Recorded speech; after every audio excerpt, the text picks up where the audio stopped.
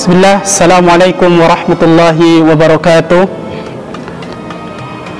Alhamdulillahi wa bihi nasta'in wala umurid dunya waddin. Summa salatu wassalamu ala rasulillah wa ala alihi wa ashabihi ajma'ina wa ba'du. Ahibati fillah, rahimani wa rahimakumullah. Kita sekarang sedang berada di bulan yang penuh dengan mubarakah, bulan yang penuh dengan amal-amal kebaikan, bulan di mana semua amalan dilipat gandakan. Yang baik akan dilipat gandakan pahalanya, yang buruk pun akan dilipat gandakan dosanya.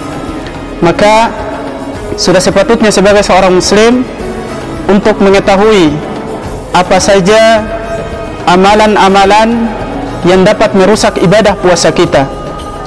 Karena di samping kita beribadah kepada Allah di bulan Ramadan ini, maka kita juga perlu tahu tentang apa saja amalan yang dapat merusak ibadah kita, sehingga kita tidak tertipu dengan amalan kita tidak tertipu dengan puasa yang kita lakukan, padahal kita melanggar aturan-aturan yang diberikan oleh Allah Subhanahu wa taala kepada kita. Kita melanggar batasan-batasan yang telah ditentukan oleh Allah Azza wa Jalla kepada kita. Ahibati fillah, rahimani wa rahimakumullah. Kami ingin menyampaikan beberapa poin tentang apa saja yang dapat merusak amal ibadah puasa kita di bulan Ramadan ini. Ketahuilah bahwasanya setiap amalan dalam agama Islam itu tidaklah dilakukan kecuali dengan mempelajarinya. Artinya semua amalan yang kita lakukan harus berdasarkan ilmu atau harus berdasarkan petunjuk dari Nabi sallallahu alaihi wasallam. Maka perusak amalan puasa kita yang pertama adalah berpuasa tanpa ilmu. Artinya kita belum mengetahui hukum-hukum tentang puasa Ramadan itu, sehingga banyaknya pelanggaran-pelanggaran yang kita lakukan ketika kita menjalankan ibadah Ramadan. Ibnu Qayyim rahimahullah berkata, "Annal 'amila bila ilmin kas-sa'iri bila dalil, wa ma'lumun an ataba misla hadha aqrabu min salamatihi, wa unqiddira salamatuhu ittifaqan nadiran fahuwa ghairu mahmudun bal madmumun." Orang yang beramal tanpa ilmu bagai orang yang berjalan tanpa adanya panutan, tanpa adanya penuntun.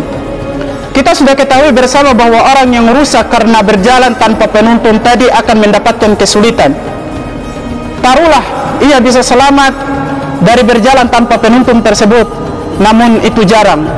Dan menurut orang yang berakal, ia tetap saja tidak dipuji, bahkan dapat celaan. Man faraqad dalilu dhalla sabil wala dalilun illa bima jaa bihi Rasul sallallahu alaihi wasallam. Siapa saja yang terpisah dari penuntun jalannya, maka tentu ia bisa tersesat. Tidak ada penuntun yang terbaik bagi kita selain dengan mengikuti penuntun dari Rasulullah sallallahu alaihi wasallam. Tidak ada yang dapat memberikan petunjuk dalam beribadah puasa dengan sempurna kecuali mengikuti apa yang telah ditentukan oleh Rasulullah sallallahu alaihi wasallam. Ahibati fillah, kemudian amalan yang dapat merusak puasa kita yang kedua adalah kita masih terus-menerusnya melakukan perbuatan maksiat. Yang tadinya di luar bulan Ramadan kita adalah orang yang senantiasa melakukan pelanggaran syariat, senantiasa bermaksiat kepada Allah. Masuk di bulan Ramadan kita masih tetap melakukan amalan tersebut, melakukan perbuatan tersebut. Maka amalan atau perbuatan ini dapat merusak ibadah puasa kita. Nabi SAW bersabda, "Rubbas sha'im hazzuhu min siyamihil ju' wal atas." Betapa banyak orang yang berpuasa namun dia tidak mendapatkan dari puasanya tersebut kecuali rasa lapar dan dahaga saja. Bahkan Rasulullah SAW menyebutkan, "Man lam yada' qawla az-zuri wal 'amal bihi falaysa lillahi hajatan fi an yada'a ta'amahu wa syarabahu." Barang siapa yang tidak meninggalkan perkataan dusta, dia malah mengamalkan perkataan tersebut di bulan Ramadan, maka Allah tidak butuh darinya rasa lapar dan haus yang dia tahan selama sehari full. Untuk itu, menjaga lisan dari perkataan yang sia-sia atau perkataan dusta adalah hal yang sangat penting di bulan Ramadan ini. Bahkan hadis yang diriwayatkan oleh Imam Al-Bukhari dan Muslim dari sahabat Abu Hurairah radhiyallahu an, Rasulullah sallallahu alaihi wasallam bersabda, "Laisa siyamu minal akli wasyarab." Puasa itu bukan cuman menahan makan dan minum. Innamas siyamu minal lahu wal rafas. Akan tetapi puasa itu adalah menahan dari perbuatan lahu dan juga perbuatan rafas. Apa itu perbuatan lahu? Perbuatan lahu adalah perkataan sia-sia dan semisalnya yang tidak berfaedah. Sebagian ulama menjelaskan, ya, orang yang melakukan puasa yang fokus dengan media sosialnya, yang fokus ya gesrek sana gesrek sini, itu termasuk dari perbuatan lahu, ya, perbuatan yang sia-sia yang dapat ya mengurangi amalan di bulan puasa Ramadannya. Kemudian apa itu rafas? Kata para ulama, istilah rafas itu adalah istilah yang digunakan untuk setiap lelaki yang di bulan Ramadan masih membicarakan tentang wanita. Artinya dia masih membicarakan tentang hubungan-hubungan yang terlarang ya di luar bulan Ramadan maupun di dalam bulan Ramadan. Maka ini tidak baik untuk puasa kita. Ini dapat merusak ya dan bahkan bisa membatalkan amalan puasa kita. Maka Rasulullah SAW meneruskan, fa in sadaka ahadun aw jawla alaika faltaqul inni shaim. Kalau ada orang yang berbuat usil kepada kita, ada orang yang mengganggu kita, maka katakan kepadanya bahwa saya sedang puasa. Kemudian ahibati fillah, perusak amalan puasa yang ketiga adalah masih pelitnya kita terhadap harta. Padahal bulan Ramadan adalah bulan di mana kita harus banyak-banyak beramal. Bulan Ramadan adalah bulan di mana kita harus banyak-banyak bersedekah, banyak-banyak berinfak, banyak-banyak melakukan kebaikan. Karena di bulan inilah ya adalah bulan pendidikan untuk terus melaksanakan kebaikan. Adalah bulan pendidikan untuk terus melaksanakan amal-amal saleh. Bahkan kita tahu Rasulullah SAW ketika bulan Ramadan, semua kebaikan beliau tingkatkan lebih daripada beliau lakukan di bulan-bulan biasanya. Bahkan Nabi SAW mengatakan, inna fil jannati ghurafa tura zuhuruha min butuniha wa butuniha min zuhuriha. Di surga itu ada kamar-kamar yang bisa dilihat dari dalam dan juga bisa dilihat dari luar, artinya tembus pandang. Faqala Arabiyyun faqala liman hiya Rasulullah. Seorang Arab Badui berdiri dan berkata, kepada siapakah kamar-kamar itu disediakan wahai Rasulullah? Maka Nabi SAW menjawab, liman atabal kalama wa at'ama at-ta'am wa adama as-siyama wa shalla lillahi bil-laili wan nasu niyam. Kamar-kamar tersebut disiapkan kepada orang-orang yang memberikan makan orang lain, orang-orang yang memberikan makan berbuka orang lain. Kemudian kamar-kamar tersebut disediakan untuk orang-orang yang melakukan puasa di bulan Ramadan, puasa yang wajib ataupun puasa-puasa yang sunnah. Kemudian kamar-kamar tersebut disediakan untuk orang-orang yang melakukan salat malam, ya, karena Allah Subhanahu wa taala ketika manusia sedang tidur. Kemudian kamar-kamar tersebut disediakan untuk orang-orang yang meninggalkan perkataan yang sia-sia, berdusta dan perkataan-perkataan lainnya.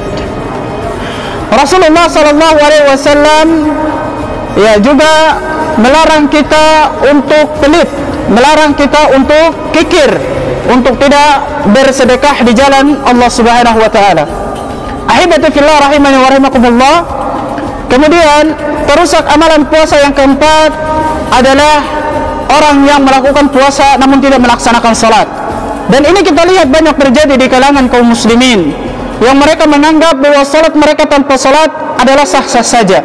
Mereka menganggap bahwa puasa tanpa salat adalah amalan yang diterima. Padahal ini adalah perkara yang dapat merusak puasanya. Seorang ulama, Muhammad bin Shalih Al-Utsaimin rahimahullah, beliau pernah ditanya, apa hukum orang yang melaksanakan puasa namun tak melaksanakan salat?